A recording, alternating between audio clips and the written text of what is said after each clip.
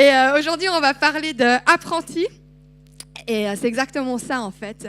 Quand tu es un apprenti, est-ce qu'il y a des gens qui ont commencé un apprentissage il y a quelques semaines par hasard? Il y en a un là. Est-ce qu'il y a des gens qui ont déjà fait un apprentissage dans leur vie? Ouais, trop bien. Et en fait, tu es coaché par un professionnel, un expert du domaine. Tu commences, toi, avec aucune compétence dans le métier, peut-être des grands rêves, peut-être plein d'envie. Et puis, au fur et à mesure que tu avances dans ton apprentissage, tout d'un coup, tu deviens équipé, tu deviens compétent. Et puis, un jour, tu deviens un expert de ton domaine. Et j'aime... je ne sais pas si tu sais ça de moi, mais donc moi j'ai fait un apprentissage d'assistante en pharmacie. Et puis la première année de mon apprentissage, j'ai rien fait d'autre que de ranger des médicaments. Je réceptionnais des médicaments dans des grandes caisses, je les mettais dans le système informatique de la pharmacie, je rangeais les médicaments. Et c'est tout, pendant 1 an. Et franchement, c'est hyper frustrant quand tu commences ton apprentissage, tu fais des tâches tellement rébarbatives, des trucs tellement pas intéressants. Mais en fait, c'est utile pour toi parce qu'après, tu te retrouves la 2e, la 3e année. Et puis là, tu commences à toucher au cœur du métier et tu te rends compte que ce que tu devais faire au tout début, c'était essentiel pour pouvoir être un excellent professionnel. Et moi, aujourd'hui, je travaille plus comme assistante en pharmacie, je suis travailleuse sociale, je suis coach d'apprentis.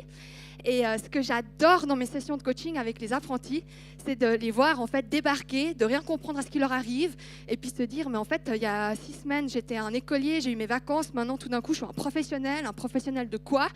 Et puis ça bug un peu dans leur tête, parce qu'ils sont là, mais il y a tout à apprendre, tout est nouveau en fait. Et j'aime en fait cette transition qui se passe dans l'identité de ces jeunes. J'étais à l'école et puis tout d'un coup, je deviens employée de commerce. Il y a quelque chose d'identitaire que les jeunes, en fait, ils reçoivent. Et cette identité-là, qui est une identité professionnelle, il y a un lien avec la question de notre valeur apprenti. Parce que apprenti, dans la Bible, c'est le mot grec mathetes, et dans notre Bible en français, il est traduit par disciple. D'accord? Donc tout le monde dit blabla par rapport à la passage d'une identité à une autre et tout ça. Et tu vas voir qu'aujourd'hui, il y a un cœur hyper fort dans l'appel que Jésus a pour toi, d'être son apprenti. Et c'est pas pour rien que c'est une de nos valeurs. Parce que, en fait, dans notre Église, là maintenant, on veut vivre cette valeur comme étant le centre de notre relation avec Jésus, la chose la plus importante.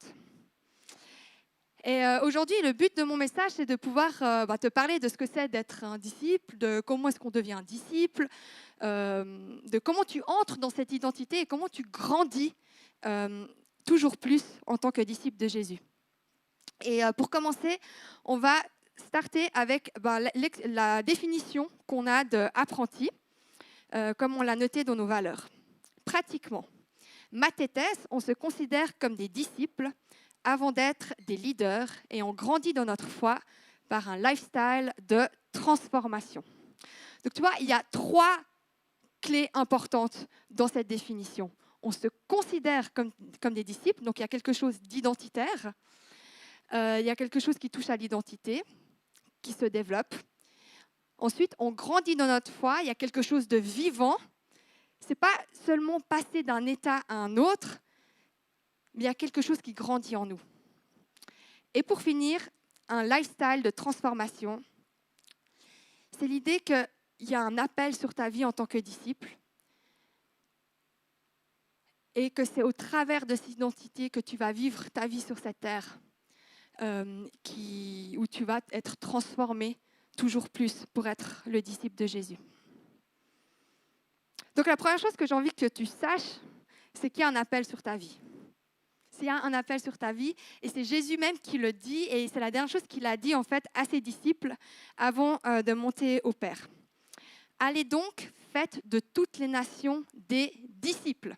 Baptisez-les au nom du Père, du Fils et du Saint-Esprit et enseignez-leur à mettre en pratique tout ce que je vous ai prescrit. Et moi, je suis avec vous tous les jours jusqu'à la fin du monde. Il y a cet appel sur ta vie si tu te considères comme chrétien aujourd'hui, si tu considères que Jésus, c'est ton sauveur et c'est ton Seigneur. Et c'est en fait la mission qui te donne sur cette terre et c'est la chose la plus importante au-dessus de toute chose. Et en fait, on va aller découvrir ce que ça veut dire. C'est bon? T'es avec moi? T'es motivé? Yes, trop bien. Alors, je commence avec une prière. Ouais, Jésus, le mot disciple, c'est un gros mot. On peut mettre plein de choses. On est dans une culture chrétienne où, bref, où des fois on oublie l'essentiel et on oublie la valeur peut-être des choses que tu nous as données. Et Jésus, je prie qu'aujourd'hui, cette valeur-là, elle descende dans les profondeurs et qu'on ait une révélation, en fait, au travers de ton Saint-Esprit, de ce que c'est de te suivre. Amen. Trop bien. Donc, on va commencer par « on se considère comme disciples ». Comme je t'ai dit, il y a quelque chose d'identitaire dans cette question d'être un disciple de Jésus. Et qu'est-ce qui qualifie un disciple ? Ça, c'est une bonne question. Est-ce que, par exemple, il y a des gens qui sont plus qualifiés d'être un disciple qu'un autre ? Est-ce qu'il y a des croyants qui peuvent être disciples plus que d'autres ? Est-ce que tu es croyant, puis après, tu as le next level, qui est le niveau, pardon, je fais du franglisme, le niveau disciple. Genre, par exemple, si tu es, je sais pas, leader, pasteur, missionnaire, tu as fait une école de disciples, là, tu as le niveau disciple, sinon tu as le niveau croyant. J'imagine un jeu vidéo un peu comme ça, tu passes d'un niveau à un autre. Non. Donc, on va commencer par les disciples de Jésus, ok ? Donc, les disciples de Jésus, 12 gaillards, la moitié d'entre eux, c'était des pêcheurs de poissons. Je dis bien de poissons parce qu'on pose toujours la question à Youth, mais c'était pêcheurs de quoi ? Pêcheurs de poissons, aussi pêcheurs. Il y avait un révolutionnaire, il y avait un taxateur d'impôts, et puis il y avait un gars qui avait du sang royal. Donc la première chose qu'on peut se dire, c'est que ça n'a rien à voir avec ton titre, ça n'a rien à voir avec ta situation sociale, ton rang dans la société, ta position. Et donc, qu'est-ce qui te qualifie ? Et pour comprendre qu'est-ce qui qualifie un apprenti, un disciple de Jésus, on va aller voir comment il les a choisis. Okay ? Parce que la clé, elle est là-dedans, pas autre part. Alors, dès ce moment, Jésus se mit à prêcher. « Changez de comportement, disait-il, car le royaume des cieux s'est approché. » Jésus marchait le long du lac de Galilée lorsqu'il vit deux frères qui étaient pêcheurs, Simon, surnommé Pierre, et son frère André. Ils pêchaient en jetant un filet dans le lac. Jésus leur dit « Venez à moi et je ferai de vous des pêcheurs d'hommes. » Aussitôt, ils laissèrent leur filet et le suivirent. Il alla plus loin et vit deux autres frères, Jacques et Jean, les fils de Zébédée. Ils étaient dans leur barque avec Zébédée, leur père, et ils réparèrent leur filet. Jésus les appela aussitôt, ils laissèrent la barque et leur père, et ils le suivirent. Tu vois, ces gars, ils passent d'un état à un autre. Ils passent de pêcheurs de poissons à pêcheurs d'hommes. Et le truc qui est le plus dingue, c'est qu'en fait, ce titre pêcheur d'hommes, ça n'existait pas à l'époque. C'est pas comme si on te dit « Ah, viens avec moi, tu vas devenir, joueur de foot. » Tu sais exactement ce que ça va être ta mission dans ta vie.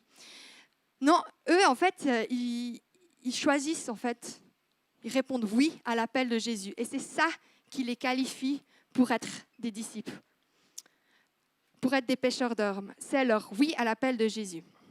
Et donc, en gros, ce qui te qualifie pour être un disciple de Jésus, c'est ton oui à son « suis-moi ». Et qu'est-ce que ça veut dire « suivre Jésus » ? Comment est-ce que je reçois cet appel ? C'est une bonne question. Tu pourrais commencer par dire, si je crois en Dieu, c'est déjà peut-être la première chose. Est-ce que c'est suffisant ? Et je parlais avant de Jacques. Enfin, la Bible parlait de Jacques avant. Jacques qui a choisi de suivre Jésus, un des disciples. Jacques, il a écrit un livre qui est dans la Bible, qui s'appelle le livre de... Magnifique. Vous êtes avec moi. Hein? C'est lui, frère Jacques. Et Jacques, il a dit quelque chose de tellement trash, mais j'ai besoin de le dire aujourd'hui parce que je pense qu'il faut que tu te rends compte qu'on est dans une société qui est christianisée et ce n'est pas bon pour nous les chrétiens, d'une certaine manière. Parce qu'en fait, on croit que croire en Jésus, c'est suffisant. Alors que Jésus, il te demande de le suivre. C'est plus que croire. Okay? Donc Jacques, il dit ça. Tu crois qu'il y a un seul Dieu, tu fais bien. Les démons aussi le croient et ils tremblent. Tac, ok. Comme Stéphane dirait, boum, chakalaka. Non, c'est non, non, non, c'est bref. En fait, croire qu'il n'y a qu'un seul Dieu, c'est pas suffisant. C'est ta foi mise en acte dans le fait que Jésus, il est mort à la croix pour toi. C'est ça qui est suffisant, d'accord? Et moi, je vais parler beaucoup de Dietrich Bonhoeffer aujourd'hui. Je suis désolée, je lis son livre qui s'appelle The Cost of Discipleship. En français, c'est Disciple, plus simple. Dietrich, c'est un gars qui s'est levé durant la Deuxième Guerre mondiale. C'était un pasteur, il s'est levé durant la Deuxième Guerre mondiale en disant « Là, on est en train de dénaturer le christianisme, on est en train de casser la foi chrétienne, on est en train de lui dire des choses qui ne l'est pas, et il faut que je revienne à la base. » Okay? Et donc, ce gars, il a donné sa vie pour l'évangile et il est mort dans un camp de concentration parce qu'il était chrétien. Et aujourd'hui, je vais beaucoup donner des citations de lui parce qu'il m'a beaucoup inspiré pour ce message. Donc, il dit ça. Le christianisme sans le Christ vivant est inévitablement un christianisme sans disciples. Et le christianisme sans disciples est toujours un christianisme sans Christ. Et pour mettre un peu plus de vie dans cette phrase qui est hyper percutante, moi, à quoi ça me fait penser? Ça me fait penser à ce verset que tout le monde connaît par cœur, Jean 3,16. En effet, Dieu a tant aimé le monde qu'il a donné son Fils unique afin que quiconque croit en lui, qu'il ne périsse pas, mais qu'il ait la vie éternelle. Et tu vois, cet appel que Jésus il a pour nous, c'est ce qu'il a fait à la croix, en fait. Ce n'est pas un appel à suivre une religion, ce n'est pas un appel à suivre des préceptes ou des façons religieuses, en fait. Son appel, c'est qu'à la croix, il a tout donné. Et c'est que la grâce qui sauve, rien d'autre. Et c'est cette grâce qui va produire en toi des actes de foi. Et c'est pour ça que tu peux te mettre à la suite de Jésus. C'est pour ça que tu peux commencer à le suivre. C'est pour ça que tu peux dire oui, en fait, à son « suis-moi ». C'est à cause de ce qu'il a fait à la croix pour toi. Et c'est en fait pour ça que je vais aller dans la deuxième partie de notre définition de disciple, qui est grandir dans notre foi. À part ça, j'ai trop besoin d'eau. Est-ce que je pourrais avoir de l'eau? Là, elle est là. Merci.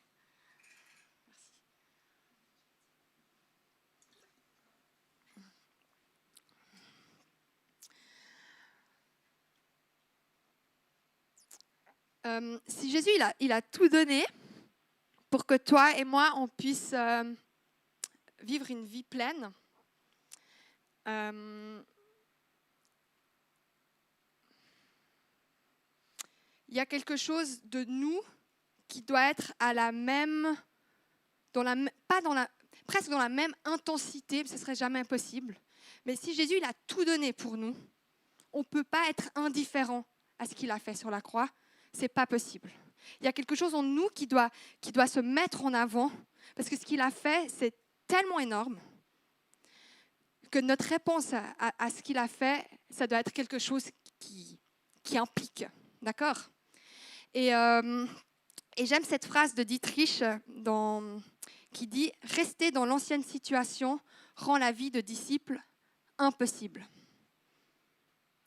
Pourquoi est-ce que rester dans la même situation rend la vie de disciple impossible? Parce qu'en fait, le chemin de foi passe toujours par l'obéissance à Jésus-Christ. Et tu vois, rester dans l'ancienne situation, il y a la conversion, tu reconnais que Jésus est ton sauveur, et tout d'un coup, il y a quelque chose qui se produit en toi, qui amène au changement. Et Et ça, c'est qu'au travers de l'obéissance. Et cette obéissance, c'est pas juste je me suis convertie, puis je peux pas, et puis c'est cool, puis maintenant. Non, l'obéissance, c'est un chemin de foi. C'est quelque chose que tu vas vivre toute ta vie, en fait.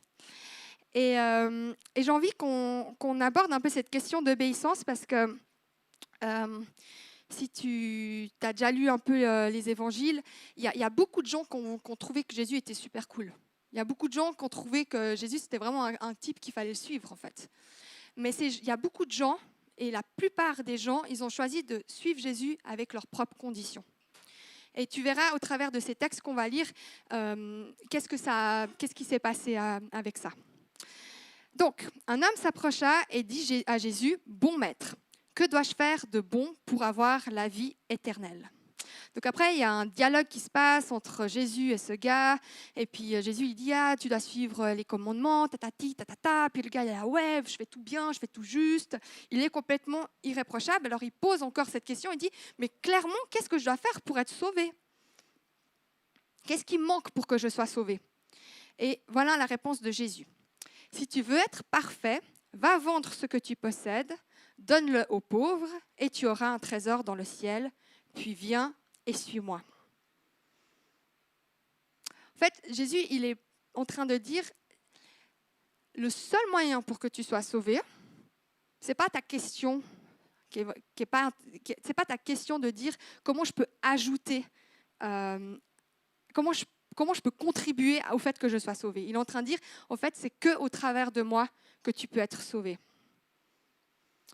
Et il lui dit, donne-moi la place. Donne-moi toute la place.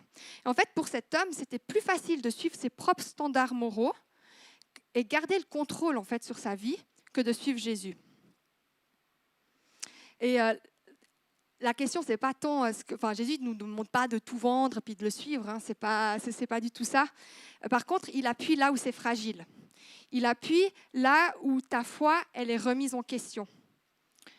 Il met la lumière sur ce qui n'est pas visible. Et puis qui t'empêche de le suivre.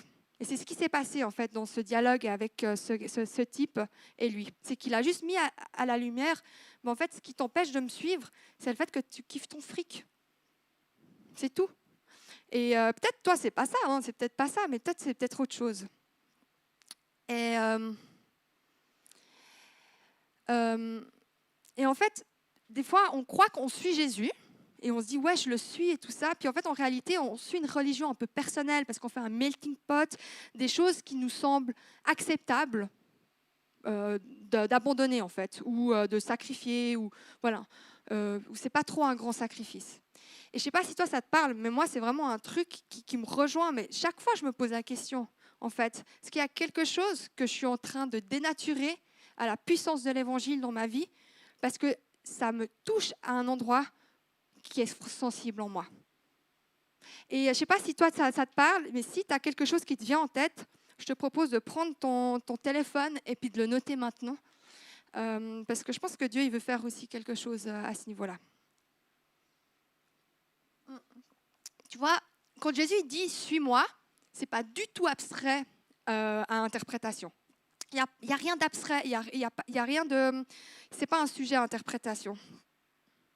C'est pas « suis-moi » et crée ta propre définition de ce que c'est un pêcheur d'hommes. Quand il dit « suis-moi », il dit « je te ferai un pêcheur d'hommes ». Et donc, en fait, c'est lui qui définit ce que ça veut dire être un disciple pour lui. Et tu vois, si toi, tu es challengé, c'est normal. Moi, je suis monstre challengée par rapport à cette question et je veux être challengée tout le reste de ma vie parce que ça veut dire que c'est vivant. Ça veut dire qu'il y a quelque chose qui se passe en moi. Et les disciples, ils ont réagi aussi face à ça. Ils ont été donc très étonnés et dirent « Qui peut donc être sauvé ?» Jésus les regarda et leur dit « Aux hommes, cela est impossible, mais à Dieu, tout est possible. » Il est en train de rappeler qu'en fait, c'est qu'au travers de la grâce imméritée de son pardon pour toi, tout ce qui a été payé à la croix, en fait, que tu peux le suivre. J'aime tellement ce verset dans Éphésiens 2:8 qui dit « En effet, c'est par la grâce que vous êtes sauvés par le moyen de la foi, et cela ne vient pas de vous, c'est le don de Dieu. » Et j'ai envie de parler de ce don de Dieu, cette grâce qu'il t'offre en fait. Et je vais l'illustrer avec 2 parfums. Et en fait, tu vois, ces 2 parfums, ils ont pour le même but. Les parfums, c'est pour que notre peau sente bon. Hein. Moi, quand j'étais ado, j'ai commencé à mettre du parfum. Enfin, je pense comme tout le monde, découvrir la belle vie des parfums. Et non, mais c'était tellement un truc. J'avais des potes, elles en avaient genre des dizaines, quoi. C'était un truc de dingue. Mais ça coûte tellement cher, les parfums. Mais ils sont fous. Et je me rappelle, j'étais en Italie avec mes parents en vacances. Et là, donc c'était début 2000. Hein, donc un des parfums qui était vraiment à la mode, c'était le parfum Calvin Klein. Et là, j'entre dans un magasin.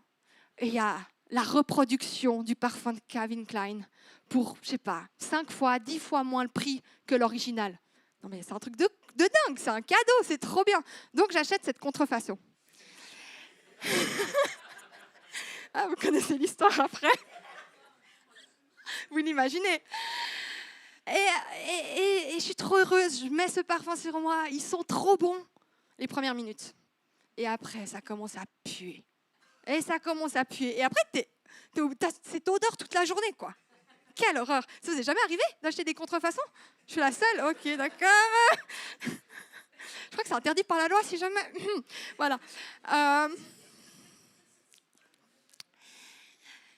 Et en fait, cette image de parfum, j'ai envie de te la laisser parce que c'est ce qui se produit avec la grâce quand on la dénature. Ok? Et Dietrich Bonhoeffer, il parle de la grâce comme 2 façons de voir la grâce. Il y a cette grâce bon marché.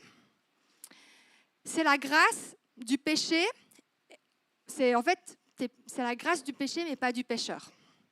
C'est de dire, en fait, mes péchés sont justifiés, trop bien.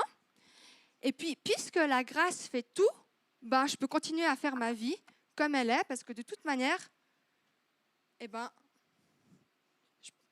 j'ai la grâce. Donc si je pêche, c'est pas grave. Je peux rester comme avant. Ce truc qui pue vraiment, c'est dégueulasse. Je dirais pas lequel c'est comme marque. Et ça, un parfum, comme un autre, il te donne une odeur, mais l'odeur pue. Ok ? Puis après, tu as la grâce qui coûte. En fait, elle coûte parce qu'elle a tout coûté. Oups. Elle coûte parce qu'en fait, elle a tout coûté à Dieu. Elle a coûté son fils. Et elle a tout coûté à Jésus. Parce que Jésus, il a été humilié sur cette croix. Et il a souffert le martyre par obéissance pour qu'on puisse recevoir la justification, non pas que de notre péché, mais de notre personne. On est justifié en Jésus-Christ. Mon péché est justifié, oui, mais mon être est justifié parce que je suis pardonné, je suis racheté et je suis remis en relation avec le Dieu créateur de l'univers, celui qui m'a créé, qui me donne tout. Et en fait, elle coûte parce qu'elle appelle à l'obéissance, à mon obéissance, à ton obéissance. Mais elle est grâce parce qu'elle appelle à l'obéissance à Christ. Et dimanche passé, Stéphane, il parlait donc de son message sur le royaume, puis il a utilisé cette citation de Johnny Cash, qui disait que il n'y a rien de plus incroyable, je dénature sa citation, c'est pas grave, il n'y a rien de plus incroyable qu'il vit que le royaume qui habite en lui et qui le transforme. Il n'y a rien de plus puissant pour son âme que de vivre cette transformation-là.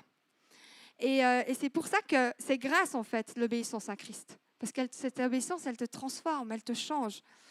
Et c'est un parfum de qualité, elle est faite des meilleurs ingrédients, des ingrédients les plus nobles et les plus précieux. Le seul homme qui a le droit de dire qu'il est justifié par la grâce seul est celui qui a tout quitté pour suivre le Christ. Un tel homme sait que l'appel à devenir disciple est un don de grâce et que l'appel est inséparable de la grâce. Mais ceux qui essayent d'utiliser cette grâce comme dispense de suivre Christ se trompent tout simplement eux-mêmes. Yes. Tu sais, moi, je me suis retrouvée dans cette croyance que, en fait, je pouvais me dispenser d'une certaine manière pour suivre Jésus. comme s'il y avait un standard minimum d'obéissance que je pouvais suivre, puis que c'était OK, parce que je restais un peu dans les méandres des chrétiens.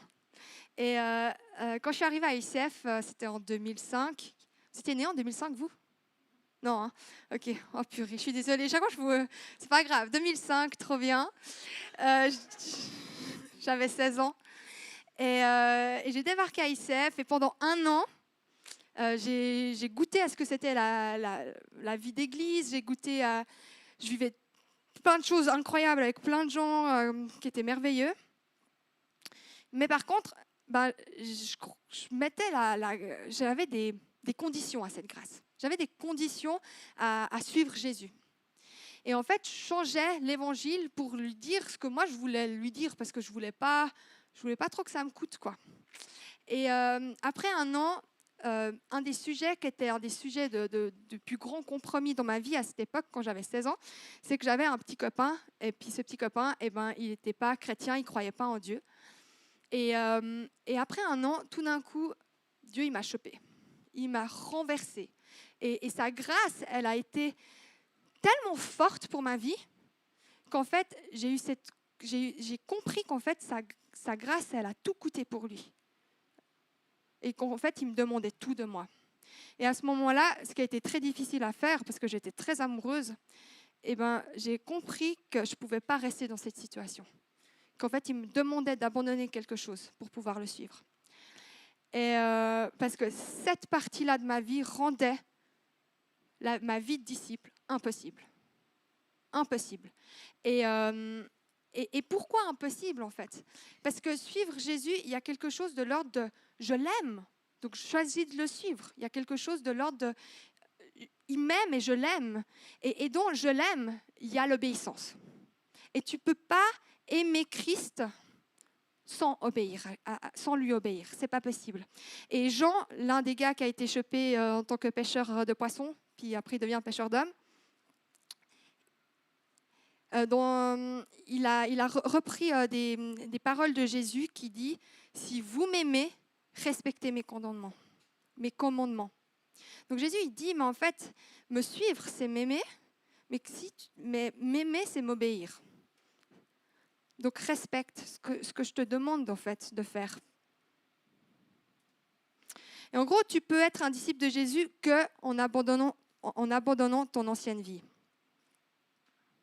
Et en fait, ta nouvelle vie, elle est faite d'obéissance, non pas parce qu'il y a des standards super élevés à suivre, parce qu'il faut être un bon chrétien, mais parce que en fait, ça a tout coûté à Dieu pour te sauver. Et ta seule réponse, c'est de l'obéir parce que tu lui dis, en fait, je t'aime. Et j'ai envie de finir mon message sur cette dernière partie de la définition d'apprenti, qui est un lifestyle de transformation. Et quand tu lis les évangiles dans la Bible, tu découvres qu'au fur et à mesure que les disciples suivent Jésus, ils sont transformés. Donc, ils commencent par être des anciens pécheurs, ils ne comprennent rien à ce qui leur arrive, la plupart du temps, ils sont à côté de la plaque, ils disent des trucs à Jésus puisqu'ils ne comprennent rien de ce qui leur arrive. Mais ils sont enseignés, puis ils sont transformés par Jésus. Et en fait, ils sont transformés au fur et à mesure, et à la fin, ces gens, ils deviennent qui? Ils deviennent les créateurs de l'Église. Et ils deviennent des missionnaires qui sont prêts à parcourir le monde entier pour transmettre cette bonne nouvelle. Et c'est assez dingue, en fait. Parce que être un disciple de Jésus, c'est être à sa suite. Et il y a toujours cet aspect de transformation qui vient avec. Et j'aimerais finir en parlant de Judas. Parce que Judas, c'est le seul disciple de Jésus qui n'a pas suivi Jésus.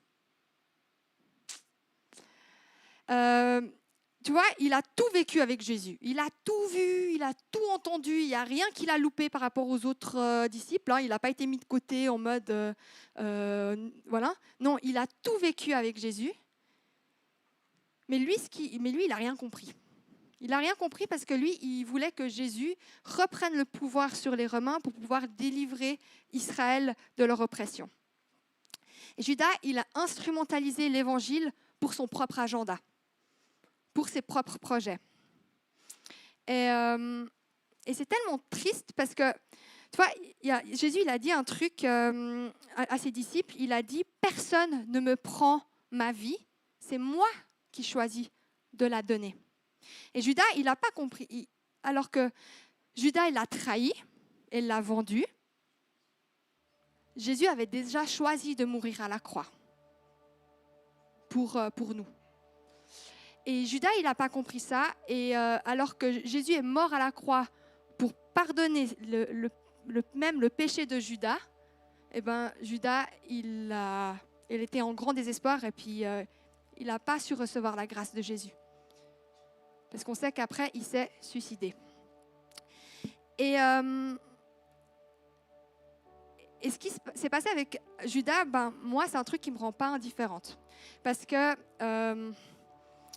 c'est tellement facile de se perdre. Tu vois, c'est tellement facile de dire je crois que je suis Jésus, mais en fait, tu suis ce que tu aimerais qu'il fasse dans ta vie.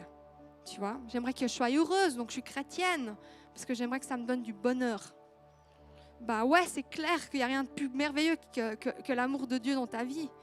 Mais ton bonheur, peut-être la définition de ton bonheur, ce n'est pas la définition du bonheur de Jésus. Et en fait, suivre Jésus, il y a quelque chose de laisser Dieu devenir le maître. Et toi, tu deviens coopérateur avec le Saint-Esprit.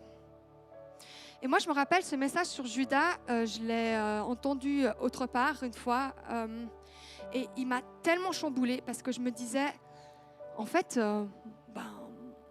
moi, je vis les choses de l'Église à fond la caisse, mais est-ce que je me laisse réellement transformer par l'Évangile ? Est-ce que je suis encore passionnée par cet Évangile ? Ou est-ce qu'en fait, il m'est presque indifférent ? Et franchement, c'était une période de ma vie, il y a quelques années, où j'avais perdu de vue la passion pour l'Évangile. Et j'ai envie de t'encourager en fait, à oser en fait, te poser cette question. Est-ce qu'il y a des choses dans ta vie, en toi, qui résistent au Saint-Esprit ? Est-ce qu'il y a des choses qui résistent à son Évangile ? Parce que en fait, tu as le Saint-Esprit qui vit en toi. Et le Saint-Esprit, il est là pour révéler en fait les choses cachées de ton cœur. Et la conversion, c'est pas juste OK, j'étais pêcheur de poissons, je deviens pêcheur d'hommes, je suis converti et c'est tout. La conversion, c'est quelque chose qui se passe toute ta vie et ça se passe continuellement en fait. Tu es transformé de gloire en gloire. Le Saint-Esprit vient et il vient agir et amener l'Évangile dans les profondeurs. Et j'aimerais finir avec ce dernier verset de Jean. Celui qui affirme demeurer en Christ doit aussi vivre comme lui-même a vécu. Et Christ, il a vécu en étant complètement dépendant du Père. Si tu lis Jean 14, 15, c'est de la dinguerie. Vous êtes les sarments, vous êtes connectés, il est connecté au Père. Et toi et moi, on ne peut pas vivre cette vie sur cette terre en tant que chrétien, en tant que disciple de Jésus, sans être connecté au Père, sans être connecté au Saint-Esprit. Si Jésus était connecté au Père constamment, toi et moi, on ne peut pas faire autrement que de faire la même chose. Ce n'est pas possible. Et j'ai envie de t'encourager. Si tu as envie d'aller plus loin sur ce sujet, la Bible, c'est l'endroit où tu dois puiser toutes ces choses. Les évangiles, Matthieu, Marc, Luc, Jean, c'est là où tu découvres Jésus, tu découvres l'appel qu'il a pour les croyants, pour les disciples, et tu vois comment ils sont transformés. Si tu as des questions, par exemple, mais comment je deviens un disciple de Jésus en priant, par exemple. Moi, j'avais cette question quand je me suis convertie. J'étais là, comment je gère la prière ? Moi, j'ai lu un livre sur la prière, et puis ça m'a complètement débloqué dans le sujet de la prière. Si tu te dis, mais comment est-ce que je peux vivre ma foi au travail ? Lis un livre sur la foi au travail. Timothy Keller, il a fait un livre brillant sur ce sujet. Si tu as envie il y a tellement de sujets qui te permettent de grandir dans ta foi et d'apprendre en fait à suivre Jésus. Et j'ai envie de t'encourager aussi à aller là-dedans. Et si tu ne sais pas par où commencer, il y a plein de livres sur qu'est-ce que ça veut dire d'être un disciple de Jésus. Et puis moi, c'est avec grand plaisir que je peux te donner plein de références. J'ai envie qu'on entre dans un temps de face-to-face.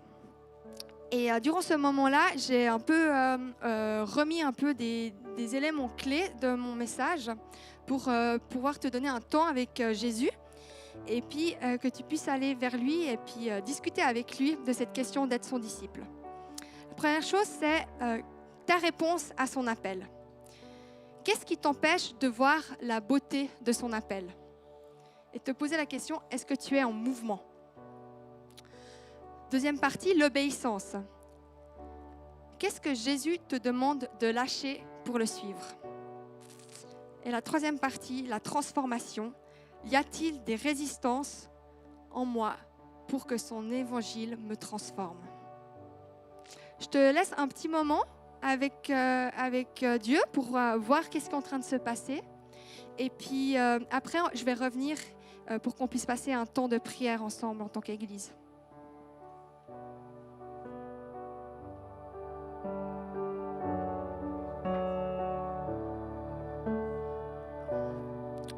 Durant ce moment, il y a des choses qui montent et tu as peut-être besoin de mettre des choses à la lumière ou tu as besoin d'être soutenu dans la prière.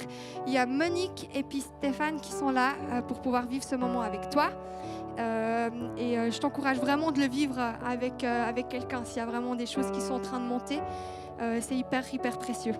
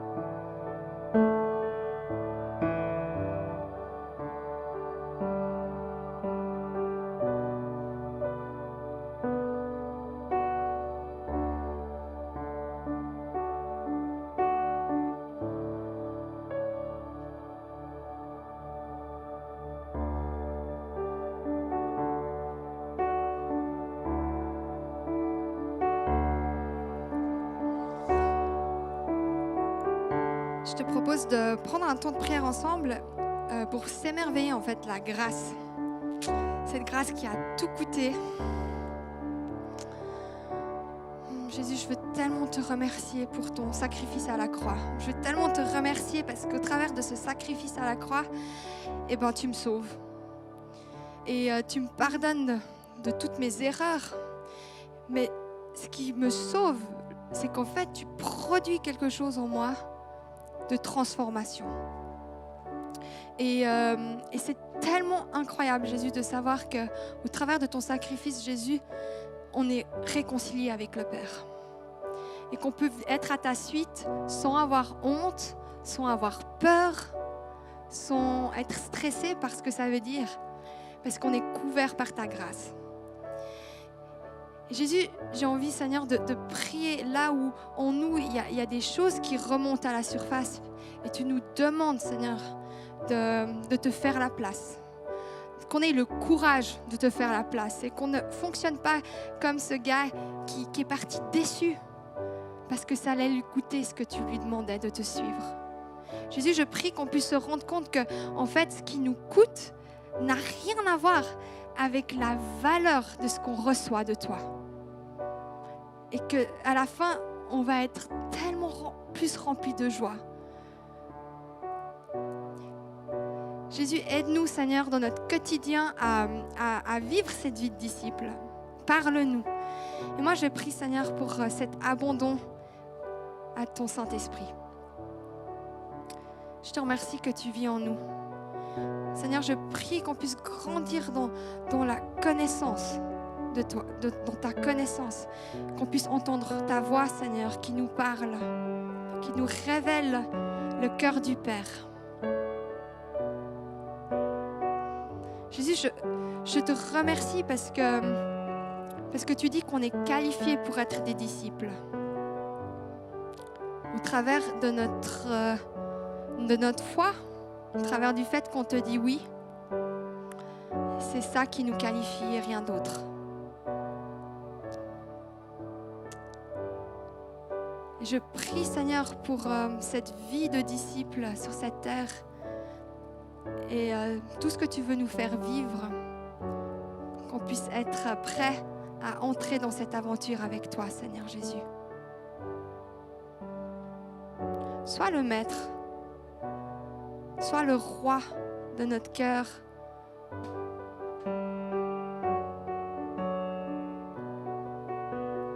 À toi seul soit la gloire, Jésus. Amen.